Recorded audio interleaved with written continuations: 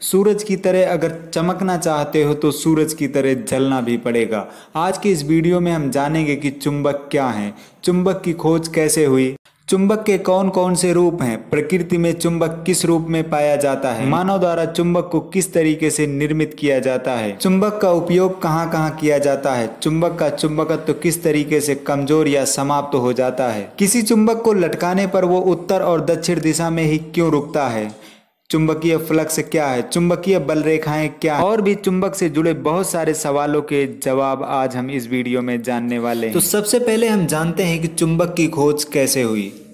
चुंबक की खोज का कोई ठोस सबूत तो नहीं है, लेकिन माना जाता है कि इन 3 तरीकों से चुंबक की खोज हुई है, जिनमें हम पहले तरीके की अगर बात करें तो मैग्नस नाम का चरवाहा अपने मवेशियों को जंगल में चरा रहा था। एक ठोस टुकड़े से उसका जूता चिपक जाता है और वो चरवाहा बहुत हैरान और परेशान हो जाता है कि उसका जूता किस शक्ति की वजह से, किस ताकत की वजह से उस टुकड़े में चिपक गया। और चुंबक की खोज से जुड़ी दूसरी विचारधारा ये है कि मैग्नीशिया नामक स्थान पर सबसे पहले चुंबक की खोज हुई, इसीलिए इसे कहा गया मैग्नेट, क्योंकि चुंबक को अंग्रेजी में बोलते हैं मैग्नेट। और तीसरी विचारधारा ये है कि पहले के समय में जानवरों के साथ ही सफ़र किया जाता था और बोझ ढोने के लिए ही जानवरों का ही इस्तेमाल किया जाता था।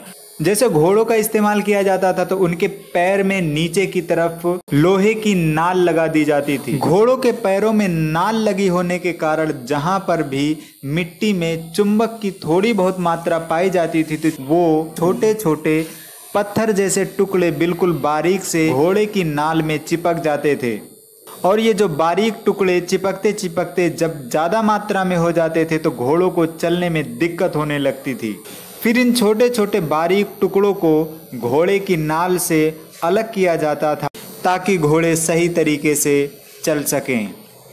और पहले के लोग इसे कहना शुरू कर दिए कि ये एक जादुई जाल है, क्योंकि ये घोड़ों के पैर को जकड़ लेता था और उन्हें आगे चलने से रोक देता था, जिसकी वजह से इसे जादुई जाल कहना शुरू किया था। जादुई जाल को अगर अंग्रेजी में हम कहें, चूंकि जादू को हम बोलते हैं मैजिक और जाल को बोलते हैं नेट, तो ये 2 वर्ड थे मैजिक और नेट, इनको मिलाया गया तो मैजिक का मैग ले लिया गया और नेट को पूरा पूरा रख दिया गया, तो एक नए वर्ड की उत्पत्ति हुई, यानी कि एक नया शब्द बना जिसे बोला गया मैग्नेट। इसी को हिंदी में हम बोलते हैं चुंबक। अब हम समझते हैं कि चुंबक क्या होते हैं। चुंबक या मैग्नेट जिसे बोलते हैं, ये लोहे या किसी अन्य पदार्थ का टुकड़ा होता है जो लोहे या लोहे से बने पदार्थों को अपनी ओर आकर्षित करता है और इसे हवा में लटकाने पर ये उत्तर दक्षिण दिशा में रुकता है, चुंबक कहलाता है। प्रकृति में जो चुंबक का ऑक्साइड पाया जाता है वो होता है Fe3O4। ये तो सिंपल और साधारण भाषा में था। अगर हम चुंबक को बारीकी से समझना चाहें तो हम थोड़ा इसके बारे में भी जान लेते हैं। चुंबक की ये तो सिंपल सी परिभाषा थी, लेकिन अगर चुंबक को बारीकी से समझा जाए, चुंबक के मूलभूत रूप की अगर बात करें तो कोई भी पार्टिकल या जिसे कण बोलते हैं, अगर उस पर कोई आवेश हो, चाहे वो धनात्मक या ऋणात्मक, और वो मूव करता है, वो चलता है, तो वो पार्टिकल या कण अपने चारों तरफ एक चुंबकीय क्षेत्र छोड़ेगा, एक चुंबकीय क्षेत्र पैदा करेगा। आपको पता है कि दुनिया की तमाम तर चीजें परमाणुओं से मिलकर बनी हुई हैं और जितने भी परमाणु हैं वो 3 मूल कणों से मिलकर बने हुए हैं, जिन्हें इलेक्ट्रॉन, प्रोटॉन और न्यूट्रॉन कहते हैं। प्रोटॉन और न्यूट्रॉन तो परमाणु के नाभिक में होता है, जबकि इलेक्ट्रॉन नाभिक के चारों तरफ चक्कर लगाते हैं और इलेक्ट्रॉन पर ऋणावेश होता है, ये आपको पता है। अब आपको समझ में आ रहा होगा, जो परमाणु है, जो बेसिक पार्टिकल है किसी भी पदार्थ का, उसमें ही चुंबक का गुण होता है। तो आपको अब बेसिक चीज समझ में आई होगी कि कोई भी परमाणु है तो उसमें चुंबकत्व तो होता ही होता है, क्योंकि उसमें इलेक्ट्रॉन गति कर रहा होता है। कोई भी पदार्थ जो भी इस ब्रह्मांड में मौजूद है वो असंख्य परमाणुओं से मिलकर बना है और हर परमाणु का अपना एक चुंबकीय क्षेत्र है।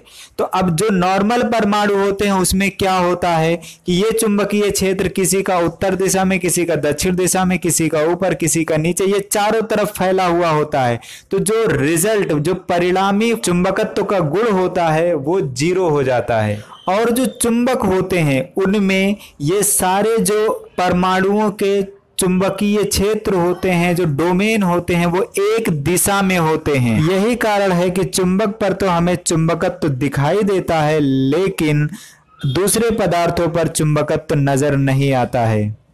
चुंबक से रिलेटेड जो भी इमेजेस आपको दिखाई गई हैं यहाँ पर, उसमें सिर्फ 4 डोमेन दिखाए गए हैं, लेकिन इसी तरीके के असंख्य डोमेन होते हैं किसी भी पदार्थ में, लेकिन समझने के लिए सिर्फ 4 डोमेन को दिखाया गया है। चुंबक से जुड़ी ये बातें हुई सैद्धांतिक तौर पर, लेकिन हम नॉर्मल तौर पर जो हमारी समझ में आ जाए, जो हमें देखने को मिल जाए, उसे किस तरीके से समझ सकते हैं। तो अगर उसे आपको समझना है तो आपके घर में पंखा लगा होगा बिजली का।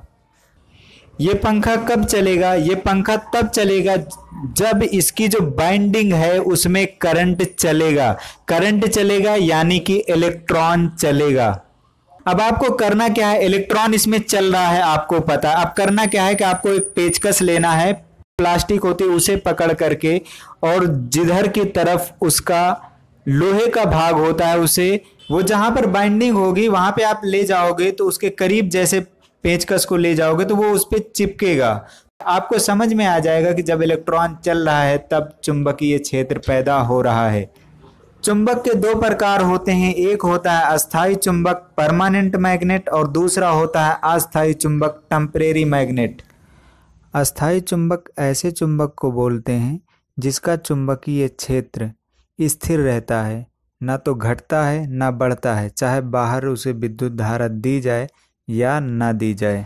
अस्थायी चुंबक का इस्तेमाल लाउड स्पीकर तथा बच्चों के खिलौने इत्यादि में किया जाता है। अस्थायी चुंबक हम उस चुंबक को बोलते हैं जिसका चुंबकीय क्षेत्र जो उसके ऊपर कॉइल लपेटी होती है उस पर डिपेंड करता है कि कितनी धारा इसमें बह रही है।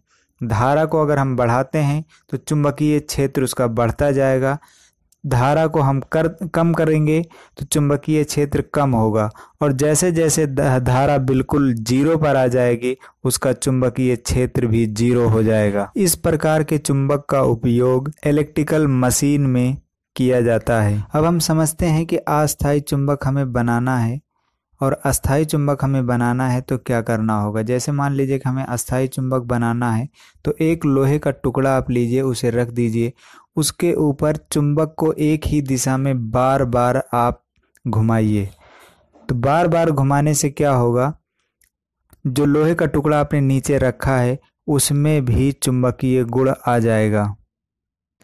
अब मान लीजिए कि आपको टेम्परेरी मैग्नेट यानी अस्थायी चुंबक बनाना है, तो इसके लिए आपको एक लोहे का टुकड़ा लेना पड़ेगा, इसके ऊपर आपको करनी पड़ेगी बाइंडिंग, फिर इसको आपको जोड़ना होगा इलेक्ट्रिकल सप्लाई से।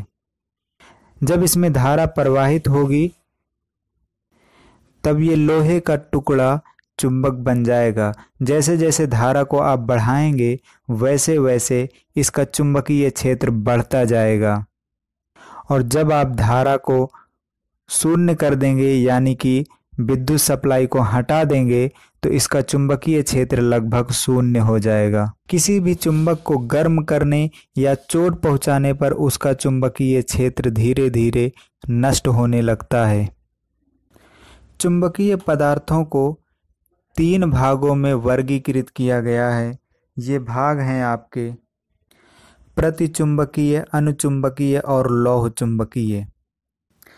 प्रतिचुंबकीय यानी कि डायामैग्नेट ऐसे पदार्थों को बोलते हैं जो आप शक्तिशाली चुंबक के करीब अगर उसे ले जाएंगे तो वो थोड़ा सा चुंबक की विपरीत दिशा में जाएगा, थोड़ा सा विचुंबकित होगा। जैसे जस्ता है, तांबा है, सोना है, चांदी है, हीरा है, नमक है, जल है। और दूसरा है आपका अनुचुंबकीय, जिसे पैरामैग्नेटिक बोलते हैं। ये अगर आप शक्तिशाली चुंबक के करीब ऐसे पदार्थों को ले जाएंगे तो वो चुंबक की दिशा में थोड़ा सा चुंबकित होंगे। जैसे प्लेटिनम है, क्रोमियम है, सोडियम है, एल्युमिनियम है, ऑक्सीजन है। और लौह चुंबकीय पदार्थ ऐसे पदार्थों को बोलते हैं जिसे आप शक्तिशाली चुंबक के पास ले जाएंगे तो बहुत तेजी से चुंबक की ओर जाएगा, बहुत तेजी से चुंबक में चिपक जाएगा। जैसे लोहा है, निकिल है, कोबाल्ट है, लौह इस्पात है, फेरिक क्लोराइड का जलीय विलयन है।